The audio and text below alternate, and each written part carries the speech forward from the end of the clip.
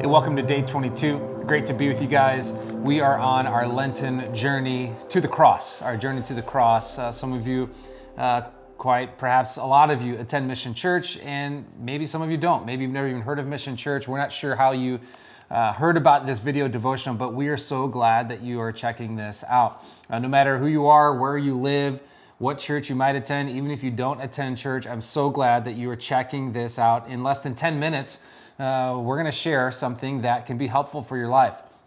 What we're doing each day is we're opening up the Bible. This is the Word of God. We have decided that we're going to be anchored in truth. Why? Life is hard. Things are difficult. Our life is filled with a lot of uncertainty. We need to be anchored.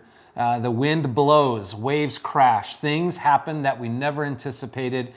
We need to be anchored. And so the way that we have decided as a church is we're going to be anchored in the truth, and that's the Word of God. So today, what we're going to do is we're going to look at a New Testament writing from the Gospel of Luke on Jesus. It was really descriptive of the way in which Jesus lived. And if you have a Bible, you can open up. We're in Luke, and today we are in chapter 7. So Luke chapter 7, pretty neat. We've been discovering really the purpose, one of the main purposes of Luke, certainly the purpose, is to understand who Jesus is.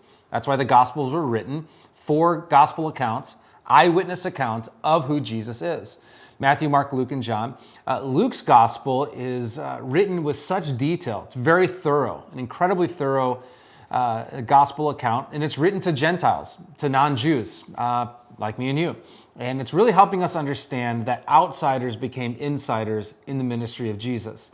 Those that were often cropped out were cropped in. They were included. So much so that tax collectors were not only followers of Jesus, but a disciple, he made the team. And not only that, but we see that Jesus is spending his time with folks that you would not think God in the flesh would spend time with. Jesus is breaking all the rules. He's breaking the norms of his day. And one of the ways that Jesus shocks, especially the Pharisees of the day, the religious leaders, is who Jesus chooses to eat with. Before I do the reading, I want you to go back to your middle school days or your high school days. You remember lunchtime. It was my favorite subject in school. I was very good at it. And certainly you remember, as do I. Some of you are in middle school and you're watching this, so this will be easy for you. You know that time at lunchtime in the cafeteria where it's easy just to sit with those that you always sit with. You probably have a memory of that day where there was a new kid that came to your school and he was sitting or she was sitting all by themselves and no one was sitting with them. I remember being that new kid. I transferred into a brand new middle school, didn't know anybody. I remember being that kid that day sitting by myself. And I also remember how powerful it was when someone decided to come sit with me. In many ways, this is what we see happening in the ministry of Jesus. Tax collectors, sinners, outsiders, they were used to no one paying attention to them, and yet here is Jesus choosing to move towards them, to sit around the table with them. This caused quite a stir. The Pharisees, the religious leaders of their day, did not like this. This, in many ways, messed with them, and I think Jesus was okay with it.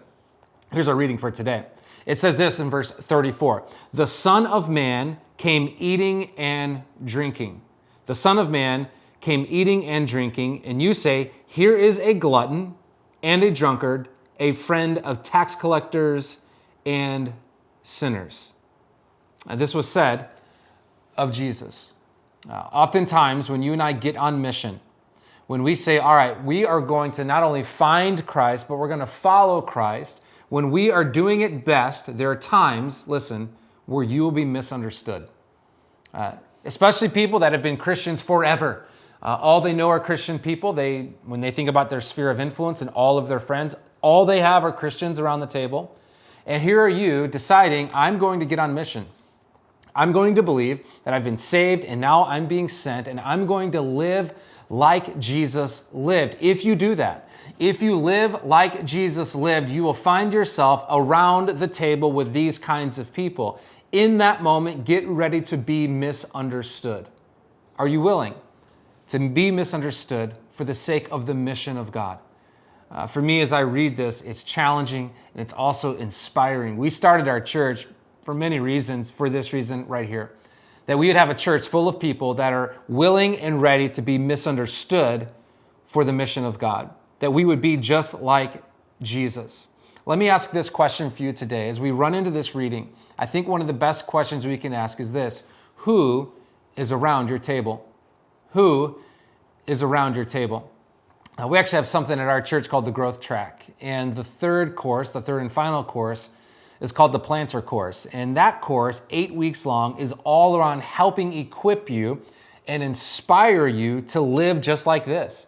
That you would consistently have a table experience with friends where you are inviting all kinds of people to sit around your table. Who is around your table? Now, what I found interesting about our reading today, where it says the Son of Man came eating and drinking, there's a couple other references of this phrase, the Son of Man. We see that the Son of Man came not to be served, but to serve, and to give his life as a ransom for many. Maybe you've heard of that verse before.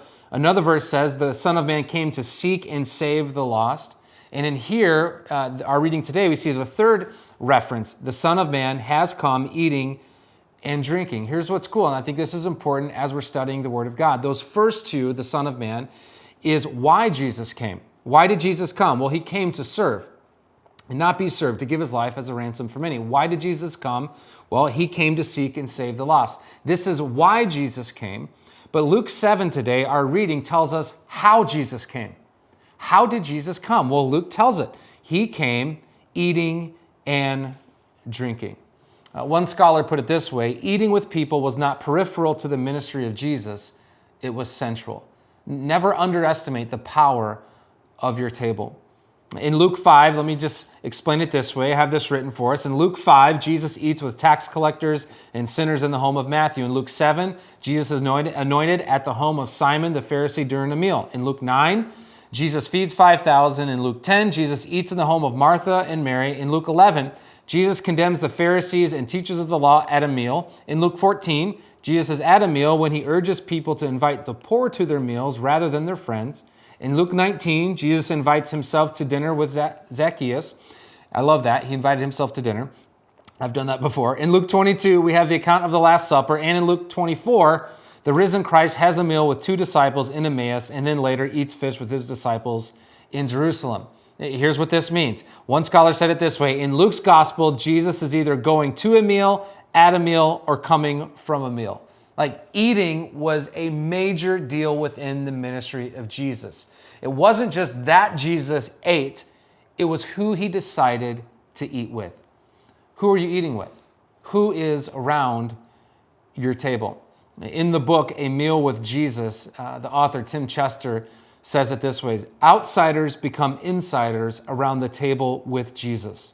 And he said this: our meals will mirror our doctrine. For me, this is an opportunity to really ask the question, who's around my table?